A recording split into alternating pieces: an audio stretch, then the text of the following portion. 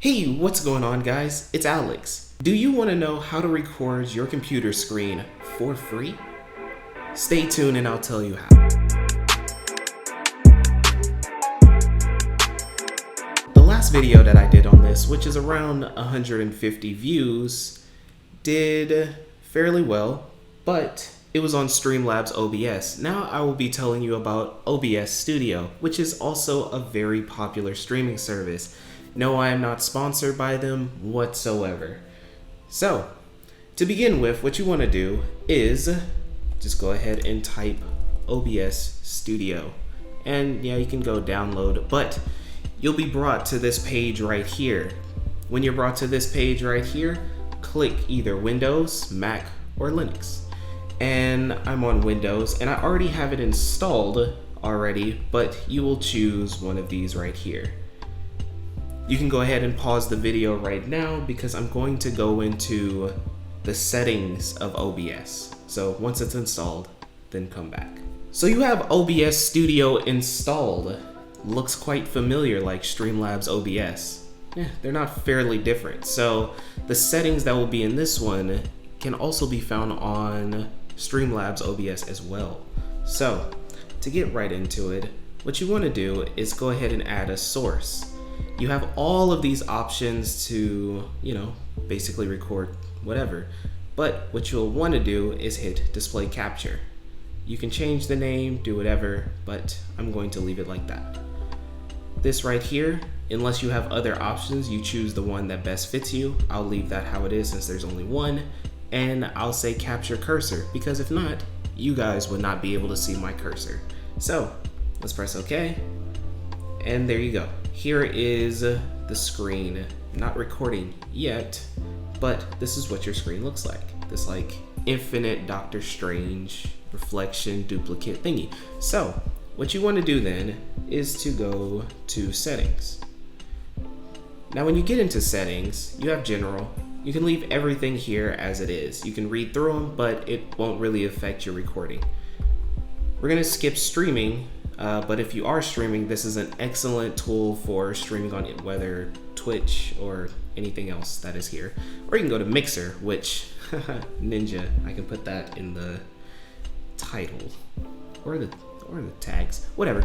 But we're gonna go to output because this is where things needs to be changed. So I'm leaving output mode as simple. I'm leaving the bitrate at that, and the encoder. I'm going to leave it at software for now, but if you do have hardware that is very high tech, then you can do that. But play around with that. I'm going to leave mine at software.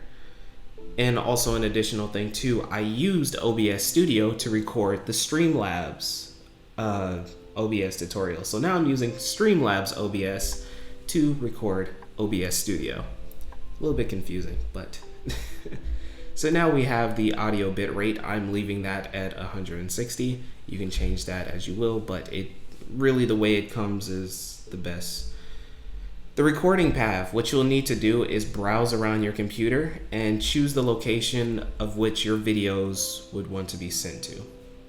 So the recording quality, this is very important. So do not choose same as stream. If it's already default to save as stream, try to change that. What you want to do is do one of these three. High quality is if you have a low to medium computer. Indistinguishable quality is medium to high computer.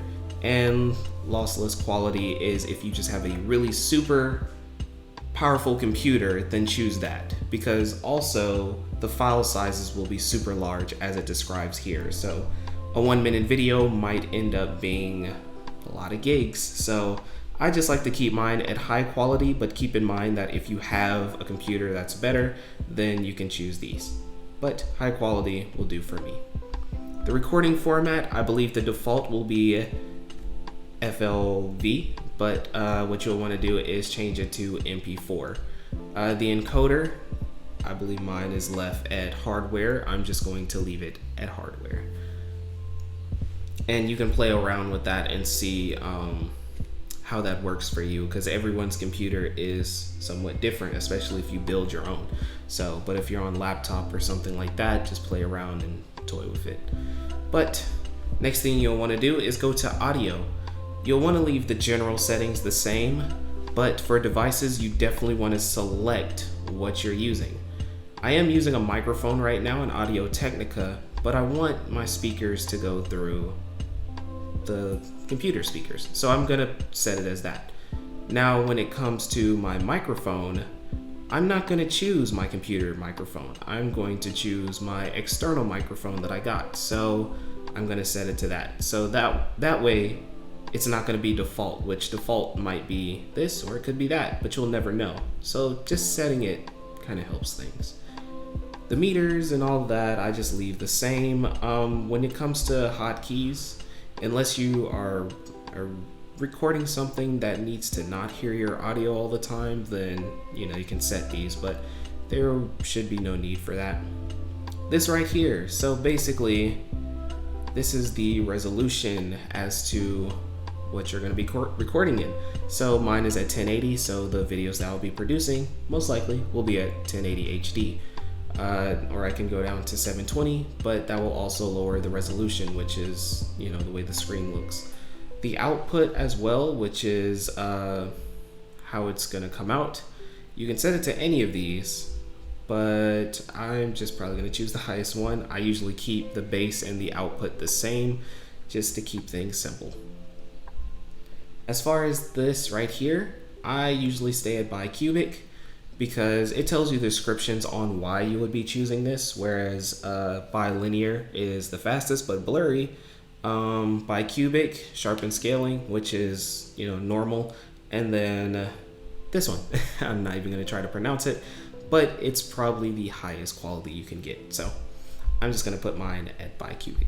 So FPS, everyone likes to talk about it, everyone is so hyped about it, and now you get to decide whether or not which you're gonna do, 60 or 30. So all these other ones, unless you have a preference and know what these do, I don't mess with any of these. So I recommend either using 30 or 60. If your computer can handle 60, which it'll tell you if you're able to play 60 FPS videos and record 60 FPS videos, then you can handle 60 FPS. If you have a low-end computer, you might not be able to do 60, but just to keep it general, I keep it on 30. But keep in mind, if you have a powerful computer, do 60. And that would wrap up everything else. So what you want to do is just go ahead and hit apply. Nothing was really changed, so I hit OK. And there you go. You can hit start recording, and it will be in the folder that you set for your recording pathway. This has been your boy Alex. I am the editor, the college student, which I am in the dorm room now. If the sound is a bit weird, I'm very sorry. But it's been your boy Alex, and everything under the sun that I do. And I'll catch you guys later.